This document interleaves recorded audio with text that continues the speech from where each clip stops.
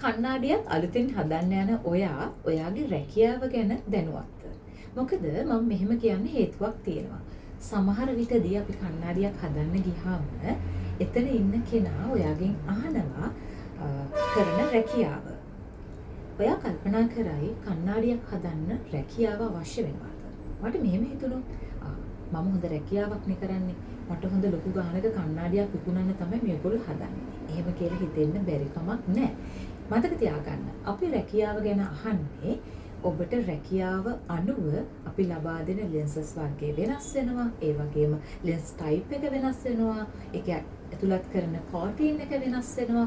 අන්න ඒ කරුණු කාරණා නිසා. ඒ නිසා මතක ඇතුව ඔබ රැකියාව කරන්නේ මොන ශාස්ත්‍රයේද මොන වගේ ස්ථානවලද කියන එක මතක ඇතුව සඳහන් කරන්න.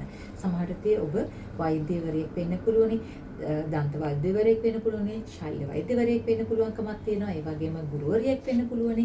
ඒ වගේම ඔබ ඉංජිනේරු තාක්ෂණයට සම්බන්ධ රැකියාවක නිරත වෙනවා වෙන්නට පුළුවන්. ඒ විතරක් නෙමෙයි.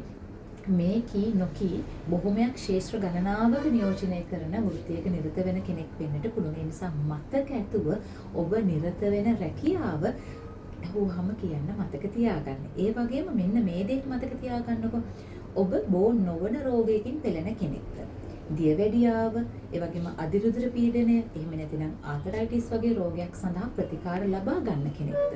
අන්න ඒ දේ සමහර විටදී අපේ ඉන්න අය අහන්න පුළුවන්. ඒ අහන හැම වෙලාවකම ඔබ මතක ඇතුව ඒ පිළිබඳව හරි තොරතුරු ලබා දෙන්න. එවිට තමයි අපිට පුළුවන්කමක් තිබෙන්නේ ඔබ මහන්සියෙන් හරි හම්බ කරගත්ත මුදලෙන් වේදම් කළ ගන්න කණ්ණාඩියට හරිම වටිනාකමක් දෙන්න සහ හොඳ පෙනුමක් සහිත කණ්ණාඩියක් ලබා දෙන්න හැකියාවක් තියෙනවා.